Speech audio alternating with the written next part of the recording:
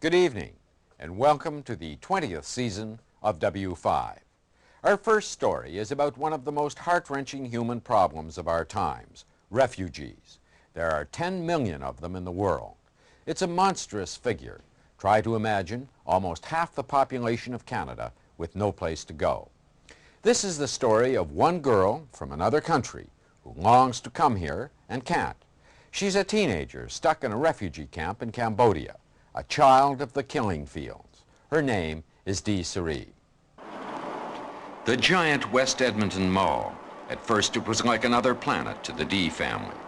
They're refugees from Cambodia, survivors of a terrible time. Sary, the mother, was tortured during the nightmare years of Pol Pot, and she still suffers from crippling headaches because of it. And her daughter, Vinek, remembers the horror of watching her best friend die of starvation.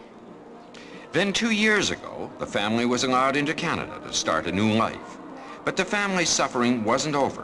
One of the children was missing, her fate unknown. The Dy family were all together last 4 years ago in a refugee camp in Thailand. Since then, a daughter, 12-year-old Sary, was lost and left behind when the others came to Canada. I saw her the last time in 1982. Do you miss your sister? Oh yes, I really miss her. Very, very much. The family had just about given up all hope of ever seeing her again when Dave Walker entered their lives. Walker was a private detective with an old-fashioned sense of compassion and the bulldog determination to find a missing child on the other side of the world. He met the Dy family through a friend, and for both Walker and the family, it was love at first sight. He spent his weekends teaching them about Canada and was deeply moved by their story. He was told how the little girl had been working for another family in the refugee camp, how they went back into Cambodia, taking her with them. And to Walker, it sounded like a kidnapping. Walker became more and more a part of the family. He made a commitment to find out what happened to their missing sister. Walker vowed he'd find her if she were still alive. He had posters made, contacted relief agencies, and after a local campaign to raise part of the money, last winter he went himself to Thailand. How long were you in Thailand before you found the girl? About 10 days. How did you feel you found her so quickly? At first it was unbelievable. I couldn't believe that I found her so fast. I thought it would at least take a couple of months or probably not find her at all. I know it was an impossible task and felt like I'd won a lottery. Dave Walker found the missing girl on February the 11th, 1986, more than half a year ago. By this time, the Dy family thought that they'd all be together again here in Edmonton, and she'd be busily adapting to her new life in Canada. The mystery was solved last winter, but even this fall, the story is far from over. Well, I knew that the bureaucratic process in Asia is a lot slower than other places, but I didn't think it would take this long. I thought 6 months at the most and she'd be home. Walker had found the girl, but he didn't actually see her. She was in Green Hills camp, closed off to outsiders. In Canada, he'd received some hate mail. Who needs another refugee? Who wants her? Well, her family wants her desperately. I really want us to come to Canada. Why it takes so long? Have you any idea why it takes so long? I don't have any idea. Maybe, I don't know, maybe just the close camp or that the politics, I don't know. Now that they knew where she was, they could write letters and receive them. It was exciting, but it was excruciating too. It has been a long time since I have been separate from you and the family. I miss all of you very much. I wish I could be with you. Sary's sisters don't have to imagine her life in a refugee camp. They remember it all too well. There is not enough food. If you pity and love me, please send me some money. And they had pictures too. Walker had arranged for them to be taken. They marveled at how she'd grown. Now a teenager, 16 years old. She'd changed, but she was still Sary.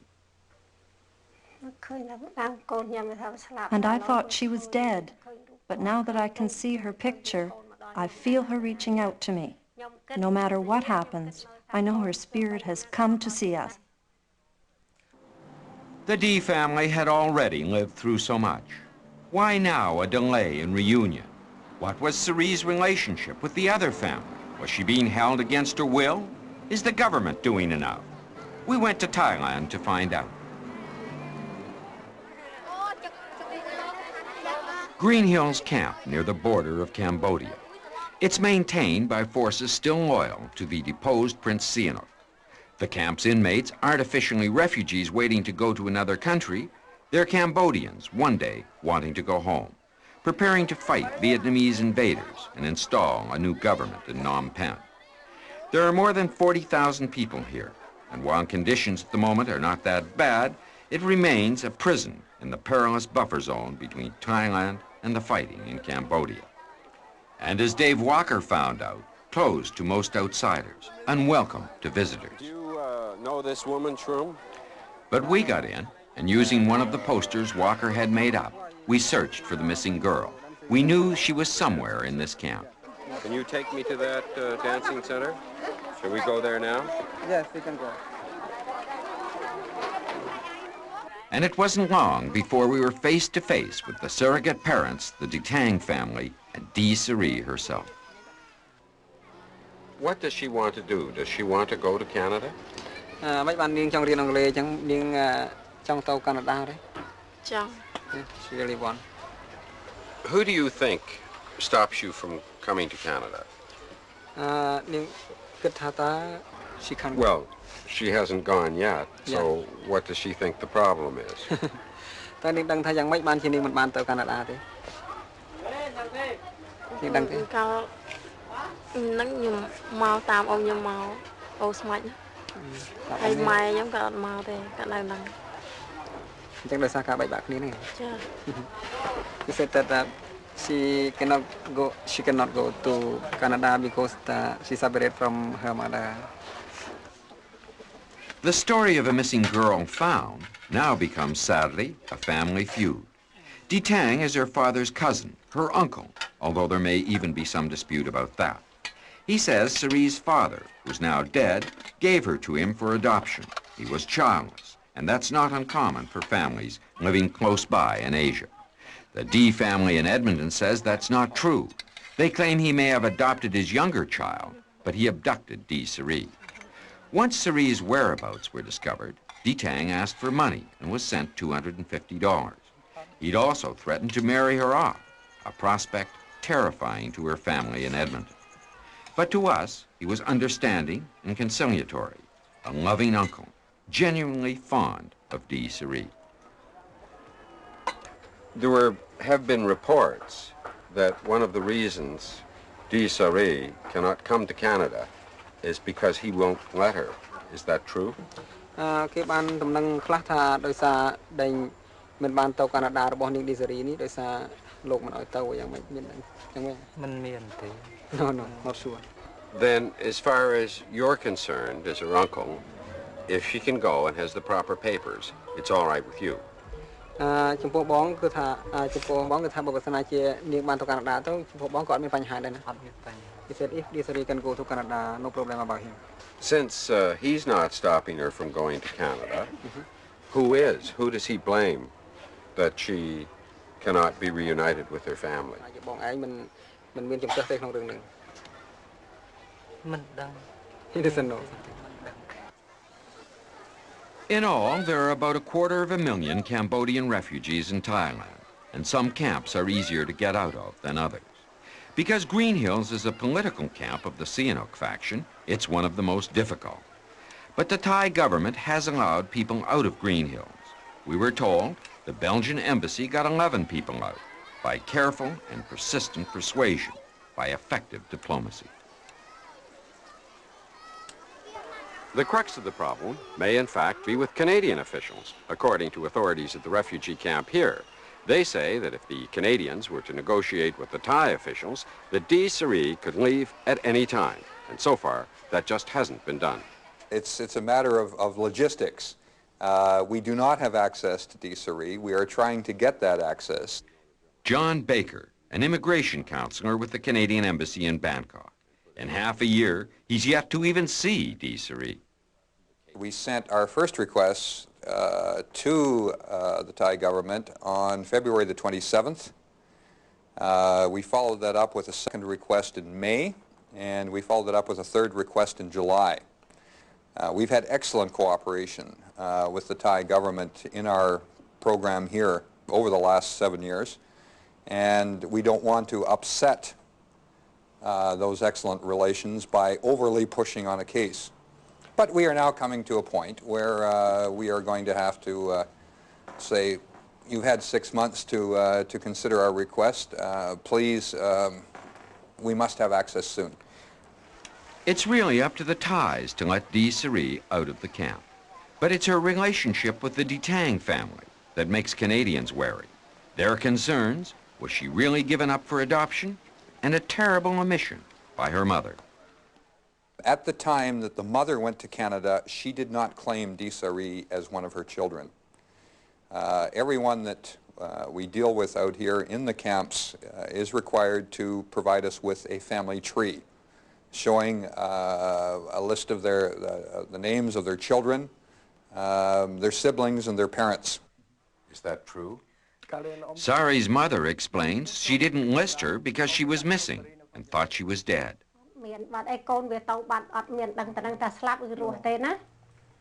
As far as the family's concerned, it shouldn't matter because Dy Story was listed by the family on paper in the Canadian Embassy. The eldest daughter, Vanak, did definitely put Sary's name on the immigration form, and I saw it in the embassy in Bangkok. Even I go to be interviewed, I always tell them. That you have a missing Yes, sister? I have missing my sister. Sary's letters to Canada are now somewhat anxious and confused about Canadian intentions and the inaction of the Thais. Thai officials wouldn't talk to us, but they knew about her, raising the question, is there action behind the scenes? There's no, to my knowledge, any action yet. And Po Suturak would know. He's head of humanitarian aid for the Sihanouk government in exile, and they run the camp. He's one of the few people who've actually been to see Dy Story. From our administration side, we would like very much that Dy Story will unite it once again with her family. But the legal side have to be in the hand of our friend, the Royal Thai Kingdom, and of course with your government, the Canadian government, showing interest in taking her into Canada. Before the dominoes fell and the violence of Vietnam spewed over its borders, Cambodia was the peaceful eye in the storm of Indochina. But Cambodia became the killing fields, and Dy Story and her family among its millions of victims. Tang wants to make the trip to Canada with her, either riding her coattails or as an adoptive parent. Later, perhaps, but for now, some action is becoming imperative. It's a long way from the Green Hills refugee camp to Edmonton, Alberta, and time may be running out. For Thai officials have warned that unless Western nations are willing to take more of these Cambodian refugees, they may send the non-combatants back to Cambodia by December of this year. And if the Canadian government hopes to reunite the Dy family, they may have to act quickly. Otherwise, Dy Story may be lost to her Canadian family forever in the morass that Cambodia has become.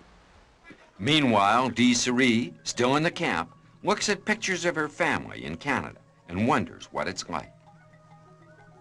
And they look at pictures of her and wonder what she's like. How much has she changed and what's she thinking? And most important, will they ever all be together again?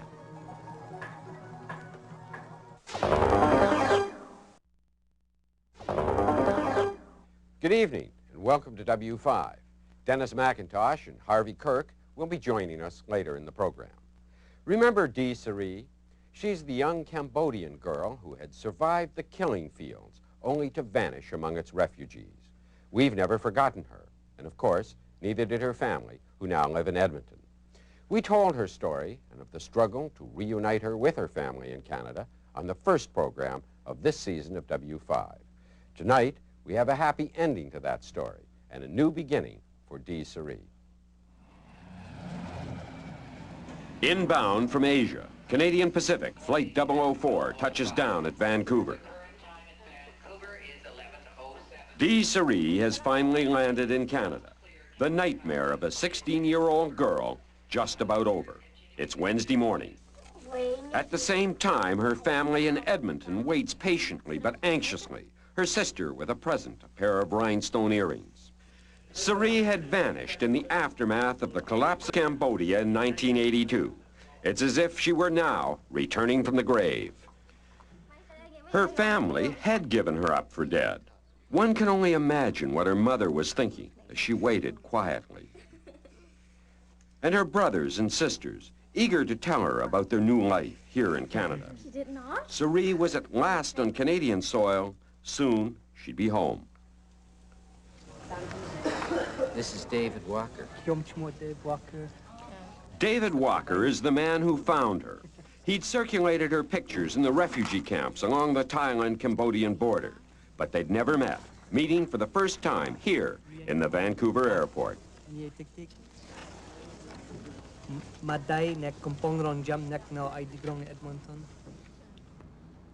And what will her mother say when she sees her?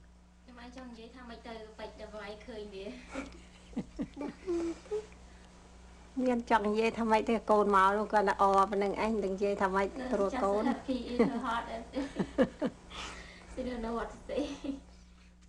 Okay, this document here is your immigrant visa. Immigration officials in Vancouver now made it easy. Sary had been found last winter, but her departure from Asia had been delayed by bureaucracy and confusion about her custody. A lot of red tape to untangle before this magic moment. Keep that with you. And welcome to Canada. But the delays weren't over. Her flight to Edmonton was canceled. 2 more agonizing hours for her family to wait. My sister. The one in the blue? In the blue. And who's my son. Oh, your son. Sary's story had caused a sensation in Edmonton, and the press was waiting for her as well, along with the family and friends. On the last leg of her journey, David Walker was getting to know the girl he'd been looking for so long. They talked about a letter she'd written him. And then, exhausted, she fell asleep.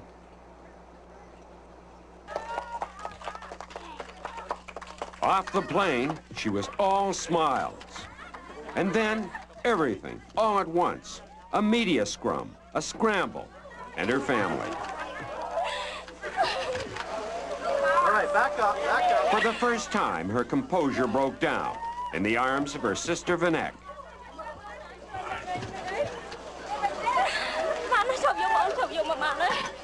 Vanek said to her in Cambodian, "God has brought you back to me." After 5 years, Sary was again in the arms of her mother, and no one was more relieved with this happy ending than David Walker, who began the search. August 1985 in Edmonton. Walker first met the Dy family through a friend. He was told they had to leave a sister behind in Asia. She'd been working for another family in the refugee camp, and suddenly they'd taken her back into Cambodia. To Walker, then a private detective, it sounded like a kidnapping. As the family became more and more a part of his life, Walker made a commitment to find out what had happened to their missing sister. He vowed he'd find her if she were still alive. But as he became aware of all of the difficulties, the more troubling his spontaneous commitment became. The little 11-year-old girl started crying one time, and I realized, my God, what if I break their hearts? And I figured right then that there wasn't going to be anything to stop me. Also, I guess it was start to love the family. The family had survived all of the horrors of Cambodia and escaped to Thailand, where the father died of malaria just before Sary was taken from them as well. Okay, I'll get hold of the United Nations Border Relief Organization. I'll talk to a couple of people over there. Maybe they... Walker was getting nowhere with his search by phone. So after a local campaign to raise part of the money, in February of last year, he went to Thailand himself. How long were you in Thailand before you found the girl? About 10 days. How did you feel you found her so quickly? At first, it was unbelievable. I couldn't believe that I found her so fast. I thought it would at least take a couple of months or probably not find her at all. I know it was an impossible task, and felt like I'd won a lottery. Walker came back to Canada without seeing Sary. He located her, but he wasn't permitted into the camp.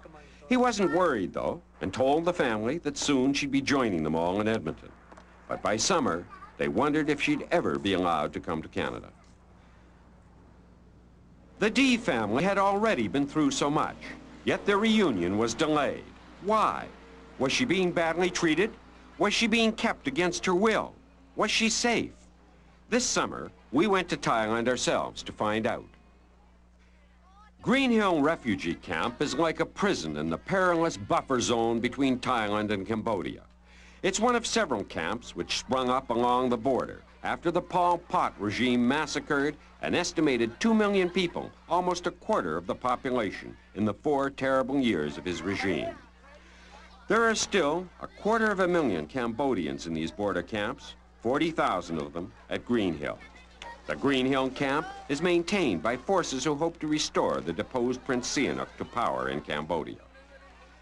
Because it's a political camp, outsiders are not always welcome, as David Walker found out. Do you know this woman, Shroom?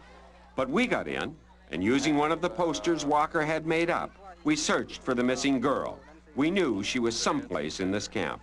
Can you take me to that dancing center? Should we go there now? Yes, we can go. And it wasn't long before we were face to face with the Dy Tangs, the couple who'd taken her away, and Dy Sary herself. What does she want to do? Does she want to go to Canada? Mấy bạn niên trong riêng Anh Lê chẳng niên trong tàu Canada đấy. Chào. She really want. Who do you think stops you from coming to Canada? Niên kết thả ta. Hay mai giống cả mau thế, cả lần lần. Chẳng đời xa cả bạch ní này. Chào. He said that she cannot go to Canada because she's separated from her mother. But it's more than just being separated from her mother. The Dy Tangs, childless at the time, say Sary was given to them for adoption by her own father just before he died.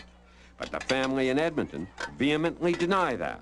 They claim the Dy Tangs may have adopted their other child, but that they abducted Dy Sary. Dy Tang told us he was Sary's father's cousin, her uncle.